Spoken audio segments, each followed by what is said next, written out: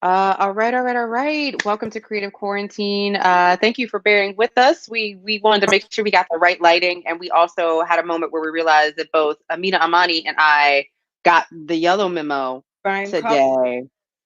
today. Um, so I'm so excited today. One of the funniest women I know, but also one of the hardest working women I know, who is like Okay. really creating her brands, like brands. Okay. Uh, Aminah Amani is here with me, and we are both in the same city. This is the first time I'm actually in the Um, same city you're in. oh, Most people don't know that, okay. but yeah, this is the first time we're in the same city, just That's cool. Because still I'm actually digital. about to leave. Are you I'm, going back? yeah, I'm gonna go back. At first it was very tough. Like I wasn't even getting out of bed. It was that kind Yeah. of time. And then so my sisters came and picked me up and it was like, we got you. So then I've been here now. This Saturday will be 4 weeks. I've been here for a month. Yeah. And so now it's just getting to that taunting part of like living out of a suitcase. This is going to be our norm. I'm getting requested to do interviews, Yeah. audition, here, job submissions. So I'm like, Yeah. okay, it's time to kind of like get settled back into my own space and get into the groove of things because this is just our new reality right now. But nothing is really stopping. Things are stopping, but as much as you can do, people are doing that. Yeah, and I think it's been one of those weeks where this is week 4 of the show. I've been Yeah. here for 5 weeks too. And one of the things that you've kind of seen is at first is people are like, yeah, I'm just grooving and waiting for everything to happen. And then people are like, okay, so Yeah. things are still happening like this. And this week has been that week where folks are like, okay, so we got to figure out how to keep doing these things. Yes. I need you to XYZ your life. I commit to Um, something like this because I think you hit me up like the first and second week, and I was just kind of like still in my little phase of like people's hitting me up, and I was like, let me get back to you, let me get back to you, because I just wasn't in that space yet. But I was like, okay, maybe by the 14th I'll have it. I mean, the 15th I'll have it together, and so I am feeling better. But Yay. some people are just straight on it, like, all right, boom, this is let's go, and I was just over there crying like, my life, my life ain't the same. No, right. But and the thing is that what I love about like your brand is like you always see like you walking your amazing little chubster to work, like you exercising outside, you like and you had just like for folks who are familiar with like the upswing of your career this year, like you had started doing tours, you every single Sunday at the knitting factory, like Right. and that's, having that you were really getting into a rhythm. And so I think for me, it wasn't that I was ahead of the curve. It was that I freaked out 3 weeks before everyone else freaked out. So I was Uh, at this point. So the funny thing is, I am one of the, because I work in sci fi, I immediately am like, oh, these are the signs. Oh, okay. I watched Contagion. Oh, I know Yeah. how this goes. Okay. Yeah, See, I I'm had already packed up. like literally the last week before the New York got shut down. It was like 10 kids in my son's class. I was like, I don't care if it's just gonna be him. It's gonna be him in that class. So I was over It's here like, like rebellious. I was like, I'm still doing. I'm at when I remember I broke down. One of the shows was like 9 people on the show, and that's when I was just like, oh, it's over. It's over. But I was holding on. Girl, yeah. whatever the day was that New York got down, it was the day before that I was still like, this ain't real. This come on. It's fine. This is fine. Well, and that's how people who depend, like we depend on crowd. Like I remember, I knew on March 6th, I was like, all my live events about to get canceled. Oh, And like I literally, people are like, no, it's gonna be fine. They're gonna take healthcare precautions. I was like, you're lucky. Cause I was still like beating and let's go. So I was still into the groove of things. It literally was like that right what? when it And got then, shut down. That's when I saw the whole calendar yeah, go. Yeah, sis, you don't have nothing to do. And I was just like, Brrr. well, what am I gonna do to live? How am I gonna eat? It was just I was being dramatic. Well, I also think like people don't really like one, like I want to be very clear. You are a Black woman comedian who is also a host, who's got your own podcast, does acting stuff, had just like got because there's always a hurdle from New York to LA, right? Like a lot of people don't talk about that hurdle. Like LA, I know it's on the same continent, but people have to remember that you could get to London sometimes faster than you could get to LA, and Oh, LA feels like another world. right. And you had just taken a lot of these risks going out there, and you doing this acting, and it all is a Look, grind. It's a work. slog. I was booking work. Initially, when I first booked my flight to LA, I was on some, hey, I'm on vacation.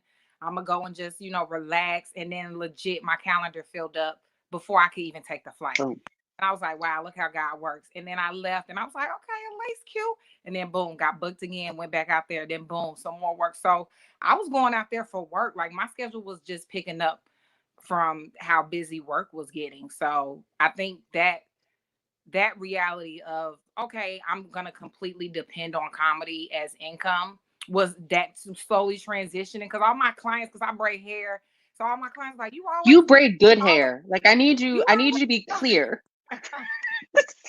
You braid my hair. You braid good. Like I'm if not, you, yo, my clients any was mad woman always, comedian. and I was like, girl, in a minute, I was like, I give it 3 more months, I ain't gonna be, I'm over here like, it's over. And then Corona, I was like, Corona. stay humble. But I think that's like the real thing that, and the world is so small. The funny thing, one, your hair looks bomb. Oh, thank you. Two, She did it. She told so my your twin. sister taught you how to braid. So Twin sister? my twin sister, taught me how to braid. We both got a swim scholarship to Howard. She was the only one who Mm. could braid at the time. And we were moving to DC from Atlanta. And she was like, listen, I'm not going to be doing your hair if you don't learn how to do mine. And I was like, Well, I guess I need to get my shit together. Okay. and ever since then, we both was like, starts in your college dorm, you do your friend's hair, and then we was doing each other hair. And then eventually I looked up and I'm like, oh, okay, I'm braiding people. I'm braiding. Okay, this is what I'm doing. Well, and I think that's it's so interesting because one, it talks to like how closely knit the community, like the comedian and Mm. comedy community is in New York. Because it's so funny. I can't tell you how many women comedians I've either complimented their hair or been interviewing them, and I've been like, "Oh, your braids are fresh." She's like, "Yeah, man, another comedian braided my hair." I was like, I "Aminah," mean, they'd be like, "Yeah," and I was like, "Yeah, she does my hair too." yeah. So but one of the things I love, yo, and then I want to go back to it, like your sisters and you are tight, like mhm. tight. Because I remember you're getting ready for your sister's wedding. Right. Y'all were out finding a dress. She Oh, said we yes had a to the dress. blast that weekend, girl. And one of the videos that we were just posting casually, it went viral on the bridal page, which was funny. Yes. So we're just, it was, it was, ironic because I was actually dreading the weekend because I usually don't take off for work. So I took the whole No, weekend from you do work, not. like, and I still didn't even really take off the whole weekend, but I took off enough to where I was just like, like this, if this not interesting, I'm gonna be mad, right? But it turned out to be so fun. It turned out to be a really, really good weekend. It was like just us having no arguments. We all just chill, we vibe, and we was sharing it on social media.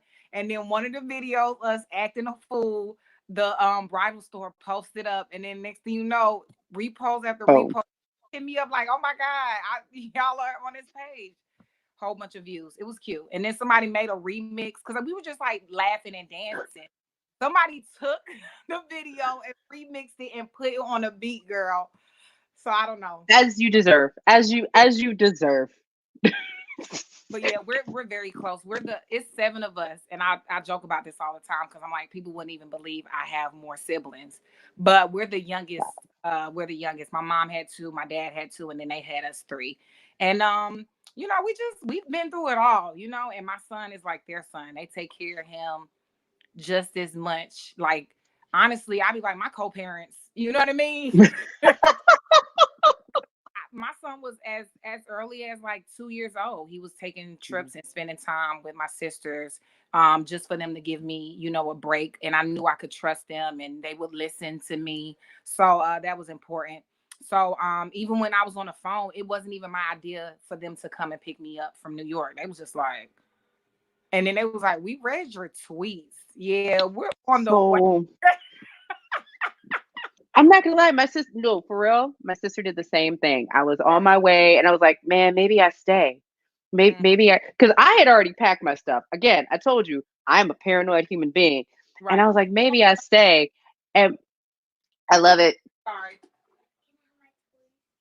Is this the cute human? Yes. Talk about, can he have his toys? Hey, boo. Come say hi. Hi. Hi. Why are you always the most stylish kid, man?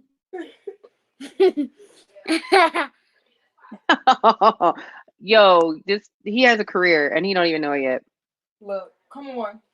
Today he created an alter ego. Have a good one. And don't bother me. Oh, he has an alter ego? Yeah, man. What he named it? Zachariah. Zachariah. Yeah, The but imagination of children, man. and then he was like, "Come on, Zach, come help me." And he's walking up the steps, and I'm like, I can't. I love children. Yo, but also your child. Well, and again, this goes back to the whole family thing, right? My sister was like, "Yo, get in the car and let's go." And Mhm. I think there's like there's an understanding both in this moment in time, but also in having a career as an artist and being quote unquote talent for whatever the heck that means in New York, because everybody's talent. Um, you know, having that safety net for you has to have been like a major part of being able to take that leap out, because you started comedy in college, but you're really starting to like branch out as it being your soul. Like you opened for John Witherspoon this year. Like you really started to like branch out into this space as a professional comedian full time. Right. Yeah. I think it's important. I've always been close to my family.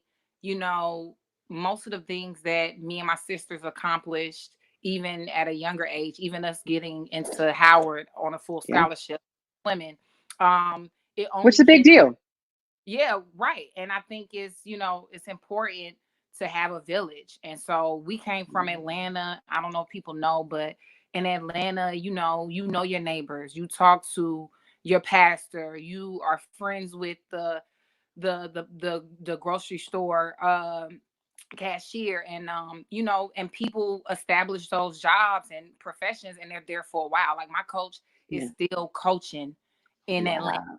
Right. And so and like even with my siblings, we all went to the same high school and they had the same band teacher. So I think just having a community has always been something that's been pivotal in my life. And so I'm just glad to be able to give that to my son as well, whether it be my siblings and then, my friends and stuff that I have in New York. Yeah. But that's always been, I just don't I think that when it comes to anybody and their success, you can't just, attribute that to one person. It's a team. It's people who cheering you on. And so, I think that is why I've gotten where I've gotten. Yeah, but I think that's really dope because when you look at that kind of structure, you can tell like even like like all of your friends in New York are like, yes, we are his 18th mother and whatever that child needs. I may not have children, but this is my child. Like that's how they act, and that a lot of that I think comes from you, just like in knowing you and knowing how important, how you prioritize the things that are important to you. Right. But Because I don't remember. I will say this. I think that things like that have gotten only, more clearer having my son. I think before, Mm, I wouldn't say I was naive, but it just wasn't a priority because I was just kind of like out and about and having fun and, just being, not reckless, but just I wouldn't say that there was like a vision. There wasn't something that was clearly like a reason for me to, kind of, but yeah.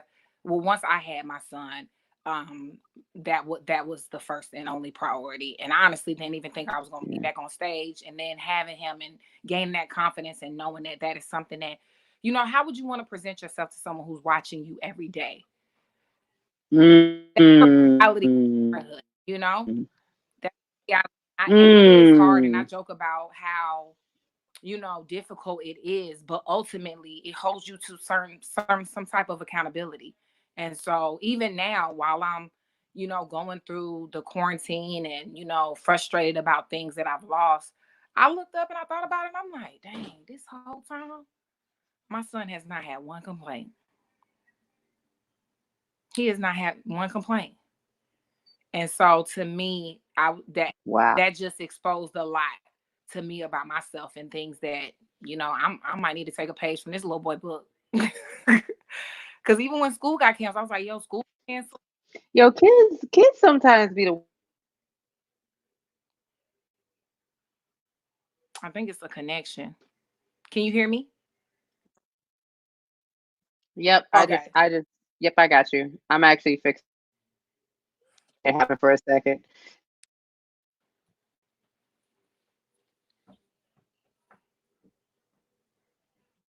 Oh, come on. There we go. Haha, we're Okay. back. Thank goodness for technology. And I can't figure out if it's me or you. But this is how it has become the thing that a lot of people are doing right now. Yeah, I don't know. When I talk, am I choppy? No, I think let's see this. Are you choppy right? Or I can you can hear hear me? you now, but I just can't see you. Yeah, we'll go with this. This is fine. As long as we can get the questions out, we'll figure out what's gonna be in a second. Okay. Um, so I think the other thing that I'd love to kind of ask you, because a lot of people, there are not a lot of women in stand up. Well, actually, I take that back. There are a lot of women in stand up, and a lot of people don't get a chance to talk to women in stand up about the work that they do and like how hard it is to like establish and get that ground out, but also like sticking with it. And you've been doing this since college, which is amazing. Um, for you, how are you transitioning to keeping your craft right now, or have you just like put it down and been like that's not the priority right now, or are you shifting gears? Like what does it look for like for you in this moment coming out into the wide world, birds and butterflies and bees in week 4? Well, I'm definitely shifting gears. Obviously we can't be on stage. Rest in peace. I don't know. Some people be like, yeah, stop crying. It's like, but a lot of people leave their house as an outlet. A lot of people create as a form of therapy. So we can't negate that and act like it isn't a need just because other people are reaping benefits as well. It's something that we do for ourselves.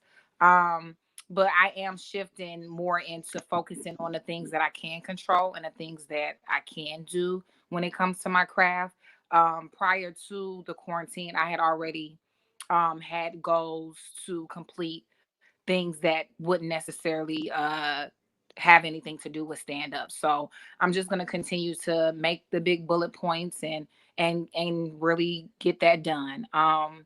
Me and my Yeah. friends are discussing about you know, creating some type of live virtual experience with our personalities that people already were able to enjoy on stage. So Mm. that's something that we're working on. And then I have another group of comedians and friends that we've created a podcast where we kind of just check in with each other every week, you know, have you know, specific topics or discuss things that we feel like, you know, everybody has a good opinion about and banter about that. So and one of my goals too is to also create my Patreon page. So moving forward, um, you know, people are able to say, you know, how can we support you? How can we, you know, motivate, you know, your career and such. So I'm just getting the things that I was supposed to do a while ago done and thinking of more ideas of like, say, for instance, that this may go on for longer than expected. Not saying that that's the case, but it could potentially be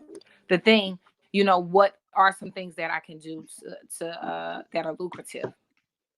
Yeah, no, and I think that's really real, and I think it takes a little bit of a dedication to learn new things and to learn Hmm. how to do new things and like be bad at a thing, right? Like Right. that's the struggle. So like for you, do you feel like it's been more fun or more stressful knowing that, hey man, I got to figure this out. I might be bad at it for a while, but I know. I think a little bit of both.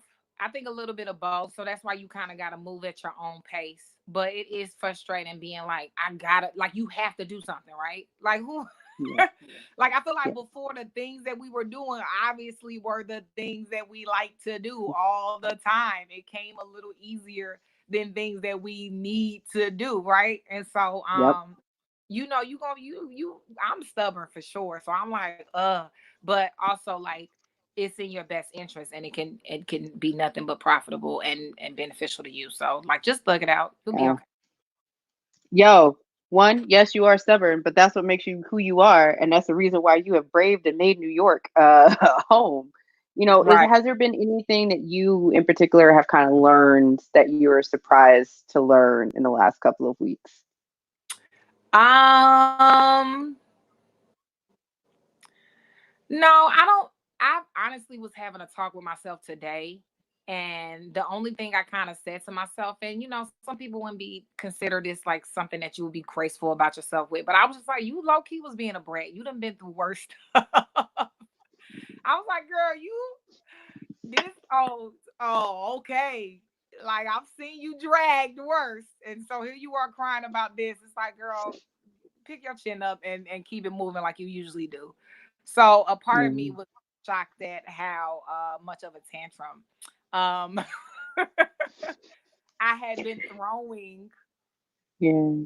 I That's mean, and just everybody, that's my reality with myself. You know what I mean? yeah. Because and it was funny because I was talking to my other homegirl and she was talking to her friend and he was just like, I grew up poor, staying inside and being at home and finding creative things to keep us busy is what Yeah. is. And so that's my reality as well. It's not something as similar as to just growing up poor, but I've had to get through and come out of a lot of tough and rough situations. And so ultimately, I think I should use that to propel as opposed to, retract and look Well, at and the that brings up a really good point. and try to look at the Yeah, brightest.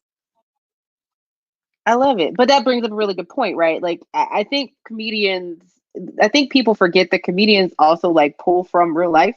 They pull from real crappy situations or like real happy situations. But like they are joking. They are their first material, right? Hmm. Like the comedians that I love start with themselves, whether it's their personality and experience they had as a kid, whatever it is.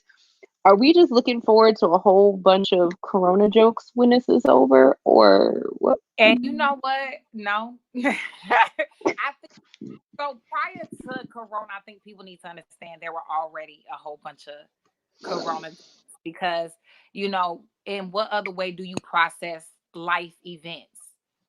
Mm, Joking about it, talking about it, discussing it. So um I think the good comedians, I don't want to say good comedians, but I think comedians who are like well seasoned will know mhm, what's necessary to tell versus what's not. And mm, so if it's a really good joke, you're not even going to think of it as, oh wow, everybody talked about Corona. I don't think you will leave if you leave in a solid show, a solid situation, you're not going to leave like, wow, so many Corona jokes. You're gonna be like, oh, that was a different perspective. That was an interesting story. I never thought of it that way. And I think mm. some people try to they don't give comedy that credit. And I think you're right because like comedy really is storytelling, right? It's just storytelling from the perspective of the particular comedian. For those who might be like interested in like the breakdown of comedy, like for you, like what is it? Did you just what made you decide that this was going to be the thing? It's one thing to be good at comedy, and it's another thing to decide that I'm great at. I think I want to be great. I think I'm gonna be great. I think I am great. I can perfect this and make this great. This is it. This is the thing. It's just nothing else that keeps me interested and excited. And I talk about this a lot. Like I'll tweet or I'll, share stories and stuff. But I think even with me, people wouldn't think this about myself, but I love routine. I love structure and Mm. I love order. I'm very, very like I'm strategic when it comes to like how I live. Things got to be ergonomical. I'm that type of person. And there's no such thing really with comedy. It's the complete it's the complete opposite in my opinion. Like I think you can go like any show, every show, you have a list of jokes. Say you have a list of jokes that you want to work on tonight. You it's not predictable. It's not predictable. Mm. And I knew from a while ago that comedy was going to be something that I was going to be doing for the rest of my life, just because, like I said, it's therapeutic for me. I love performing. It's something that I can't get enough of. Like before we had to go on quarantine, 3 weeks, 3 weeks, I had a show every night, multiple shows every night for 3 weeks straight. Not one night was I in my bed sleep, not doing nothing.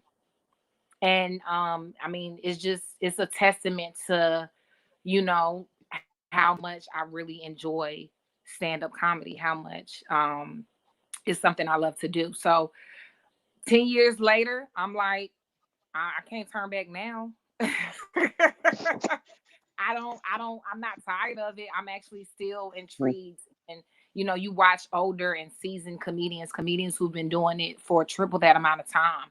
And that's what keeps me motivated. I'm like, I Mm. can't wait. Or even if I'm there now, there's still work to be done. There's still things to learn. So I think that's what keeps me interested in doing stand-up Yeah. comedy. So one of the things that you do all the time, which I love, and I don't always take your advice, although it's great advice, but Frugal Fridays. Oh yes. uh, so I'm just saying, after all of this, I feel like there's going to be a very strong resurgence on Frugal Fridays. And the thing I love about Frugal Fridays, it's funny, that's cool, but it also is actual real financial things that you're doing that when you look at them like that's small. And it's Right. small so you get to a point where you don't owe anybody anything. And I think that's such a beautiful thing is that not just you like when you can work hard and say, I don't owe y'all nothing, nothing. And it's such a place for a creative to be. So talk about Frugal Fridays, where it came from, but also like we about to see like a whole new season of Frugal Friday. Yes, 100% for sure. That's been in the works actually for some time now, and I need to just stop trying to overthink it and let it happen. But so this May I'll be celebrating 3 years of being debt free. I've been debt free for the past 3 years of my life. I set a goal. I'm gonna say I was like 29, 28, and I was just like, when I turn 30, I want to be debt free.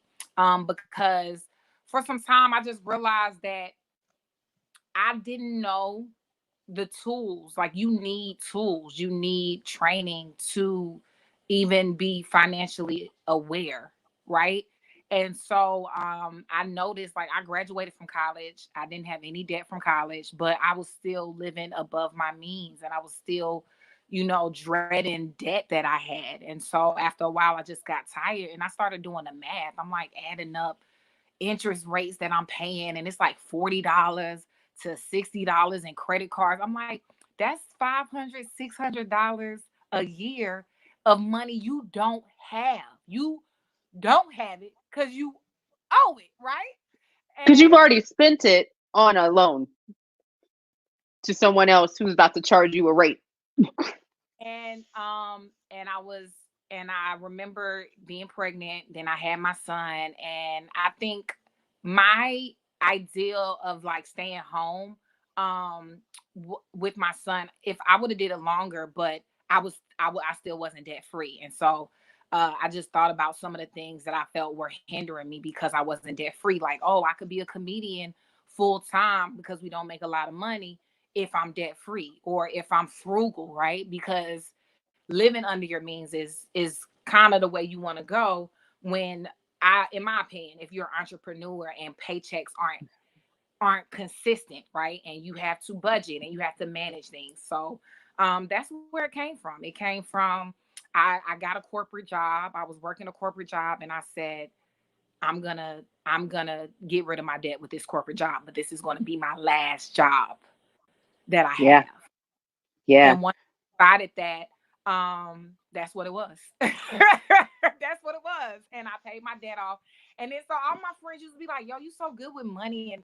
And then I was on the phone with Sydney and we worked together. And she was like, every time I talk to you, you talking about a deal, you talking about how made a cut here and a deal. And so she was like, you should start talking about that on Instagram. And so that's what I did. And I just started talking about the frugal tips that I instilled in my life. Because what I learned too is once you become debt free, that's half the battle. You have to live debt free. Because the reason why you was in debt is because you had habits that were attributing to that. So once I got debt free, the next month I was like, hold up, I'm about to go back in debt. So I had to Yep. learn how to stay out of debt. And that took, I think, it took another year and some change for me to like full Mm. grace the fact that this is something that you have to pay attention to all the time. It's not something every time. So I started, sitting down. I keep my receipts, sitting down. Now they have easier things where you could track online and Yeah. stuff like that. But girl, I would Yeah. sit down and add stuff up and be like, wait a minute, and I'll leave How we my got house. here? Girl, I will leave my house sometimes with like $5. And I know people be like, oh, that's dangerous and yada yada yeet. But we got Venmo and all these other apps now that it's like if you need to do. But I just noticed that if I leave the house with a whole bunch of cash, I come back with no With no cash. cash. Because cash will I feel burn a hole in Friday your pocket started. in New York. Right. Right. You just be sitting there in the bodega. You like, let me get a look. And it's like you don't even need that. So that's how Frugal Mm-mm. Friday started. I just started sharing things that worked for me, and not only becoming debt free, but staying debt free. I Yep. love it. And I think there's the other thing that I love about kind of this underlying part of the conversation is you always have a team, right? And for me, like watching you team no excuses, out here exercising every day, working out every day, which is like such a huge thing on having the stamina to do the work you do. Because stand-up comedian means standing up a Mhm. lot all the Right. time, especially if you're hosting something like the Knitting Factory where you're on and off stage, you're trading off with your co-host. You know, how important and I kind of know the answer, but I'd love to kind of share with the folks who are watching.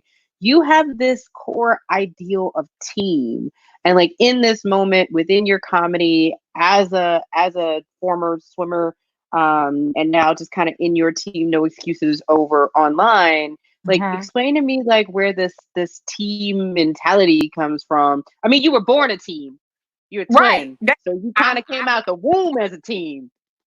I was born a team as a twin. I'm the youngest of seven. It's always been a team in the house.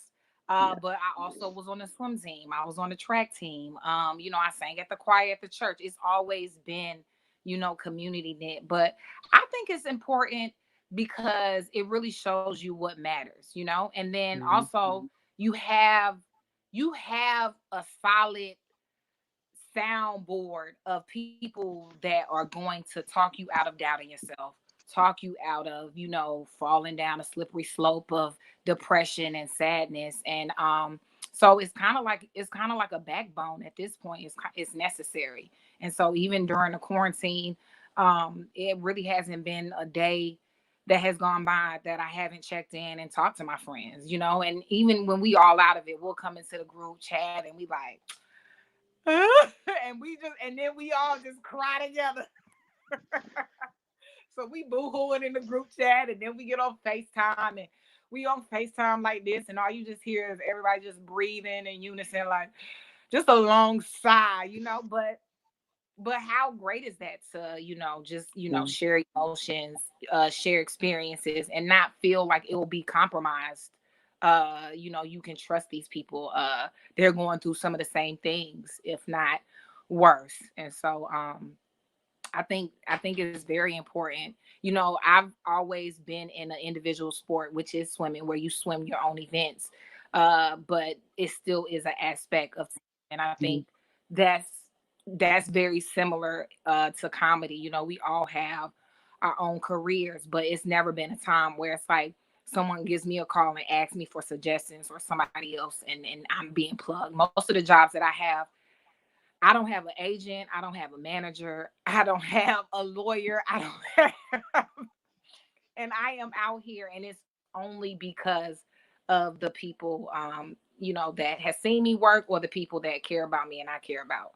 And so that's why that's important. Yeah, and I gotta say, like, that is something that comes out really clearly, like from your work and what you've done and how you've been able to build. I love the fact that there are co-hosts of the Knitting Factory and that they're all Black women. And I look forward to the day where the Knitting Factory is back open and on Sunday nights, Oh, I know. y'all are back on stage. For those who may not know all of your social handles, how to follow you, like where can they see your stuff? Because it's funny. Also, it's workout inspiration. Yes, yes, yes, yes. Team no excuses, girl. I'm telling you. 6 months was now 7 months strong. I've been working out. Make sure y'all. I think that's the only thing that kind of keeps me sane too. It's a lot of hard work. Mm.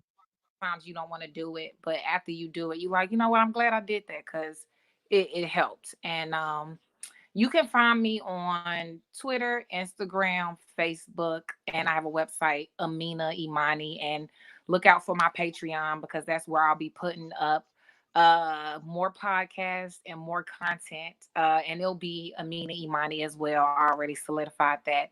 And then if you go on YouTube and just type my name in, I have like a few clips on my page, but I do online content with Buzzfeed, Scary Mommy. I've done some other interviews and sketches too. So once you type my name in, that stuff will come up as well. And hopefully I'll be putting more stuff on my Instagram page too with some sketches. But I ain't stressing myself. We comedians talk about this. Don't be stressing us. Don't. Don't be stressing us. Y'all out here, we all in the same boat. Calm down. I mean, I think one of the best things is like the perfect personification of that was the reverse don't rush challenge that the Oh comedian yeah. that you did with the rest of the women comedians. I was like, bet. Yo, and we got on a conference call for that, so y'all better respect it. Oh, I just want to record another conference call. Yamanika is it was her Yo, idea, and then she hit us up, and she killed it at the end. But she was like, it gotta honey, it gotta make sense. So we all kind of like, put our twist to what it could be. That's why mine went from working out to at least, being a couch potato, because the reality is that's how this quarantine will have you. One day you motivated, one day you like, all right, I'm be juicing, and then the next day you like, what is life? So we what thought is we life? Where are the fries? look, I'm Also, vegan before quarantine. I'm like, I'll take that turkey burger. I am now back to chicken, and you know me, I'm eating chicken. It's great. Also, you did a very good Yamanika. Make sure you're tuning in tomorrow, guys, who are watching right now. I'm gonna have a very funny, another very funny person, Kevin Avery, who's a writer. He was a writer on Last Week, Tonight, as well as the New Negroes, and we're gonna talk more about the writing side of comedy tomorrow. It's gonna be great. Yes, thank you so much. Bye.